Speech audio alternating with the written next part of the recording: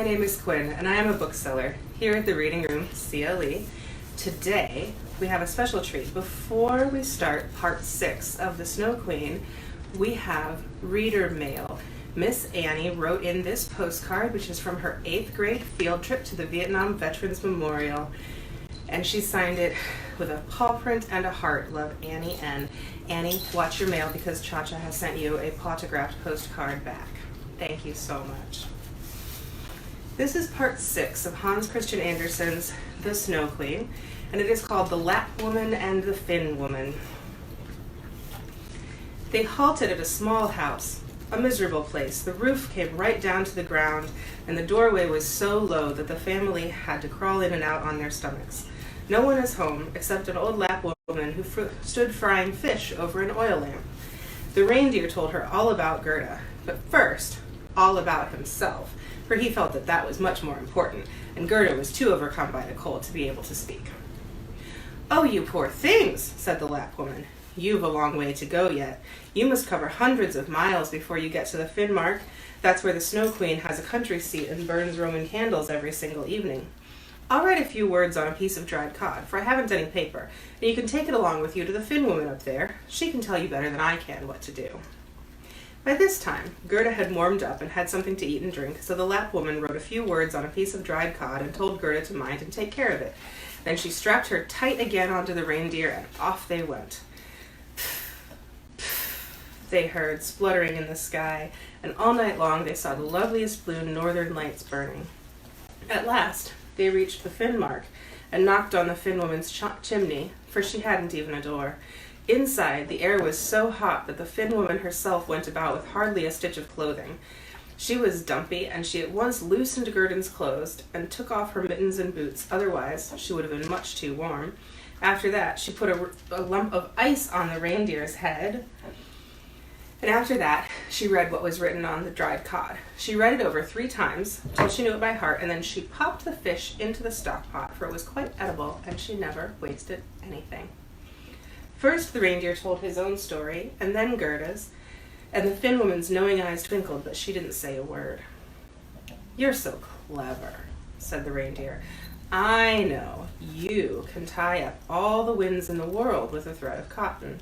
If the skipper undoes one knot, he gets a good wind. If he undoes a second, it blows hard. And when he undoes the third and fourth, there's a gale that sends the trees of the forest crashing. Will you give this girl a drink that will lend her the strength of 12 men so she can overcome the Snow Queen?" "The strength of 12 men?" said the Finn woman. "I'm afraid that wouldn't go far." Then she went over to a shelf and took down a big rolled-up parchment, which she unrolled. There was strange writing on it, and the Finn woman stood reading it till the sweat poured from her forehead. But the reindeer pleaded again so hard for Gerda, and Gerda looked with such tearful, beseeching eyes at the Finn woman that the twinkle came back into her eyes, and drawing the reindeer into a corner, she put a fresh lump of ice on his head and had a whispered conversation with him. Yes, it's quite true. Kay is with the Snow Queen and finds everything to his liking and thinks it's the nicest place in the world, but that's only because he's got a glass splinter in his heart and a tiny fragment in his eye. These must come out first, or else he'll never be human again, and the Snow Queen will keep her power over him. Well, but isn't there some medicine Gerda can take that will give her power over everything? I can't give her greater power than she has already. Don't you see how great that is? Don't you see how man and beast feel obliged to serve her, and how far she has come in the world in her bare feet? She mustn't learn of her power from us. It lies in her heart. If she can't by herself reach the Snow Queen and get rid of the glass from Kay, then there's nothing we can do to help. The Snow Queen's garden begins about 10 miles further on. You can carry the girl that far, then set her down close to the large bush with red berries that's standing there in the snow. Don't stay gossiping, but make haste back here." Then the Finn woman lifted Gerda onto the back of the reindeer, who dashed off as fast as he could. "Oh, I've forgotten my boots! I've forgotten my mittens!" Gerda called out as soon as she felt the piercing cold. But the reindeer didn't dare stop. He ran on till he came to the large bush with the red berries. There he put Gerda down and kissed her. Big shining tears ran down the animal's cheeks, and then back he dashed once more as fast as he could go. And there was poor Gerda left standing without shoes and without gloves in the middle of the terrible icy Finnmark. She started running forward as well as she could, but then a whole regiment of snowflakes appeared. They didn't fall from the sky, for that was quite clear and glittering with northern lights. The snowflakes came running along the ground, and the nearer they came, the bigger they grew. Gerda remembered, no doubt, how big and curious they had looked the time she saw them through the magnifying glass, but these were a great deal bigger and more terrifying. They were alive. They were the Snow Queen's advance guards, and they had the most fantastic shapes. Some of them looked like vicious hedgehogs, others like a lot of knotted snakes sticking out their heads, and others like fat little bears with bristling pelts. All of them were glittering white, all of them living snowflakes. Then Gerda said the Lord's Prayer, and the cold was so intense that she could see her own breath coming just like smoke out of her mouth.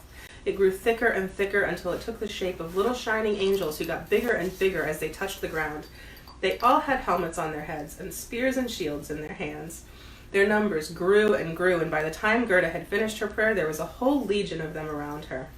They struck with their spears at the horrible snowflakes, so that they flew into 100 pieces, and Gerda could walk on without fear or danger. I'm going to let Cha-Cha work on extracting this tomato from its jar for a while.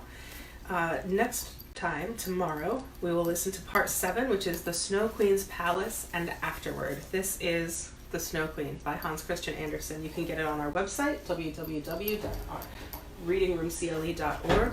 You can find it elsewhere on the internet, and you can get it wherever books are sold.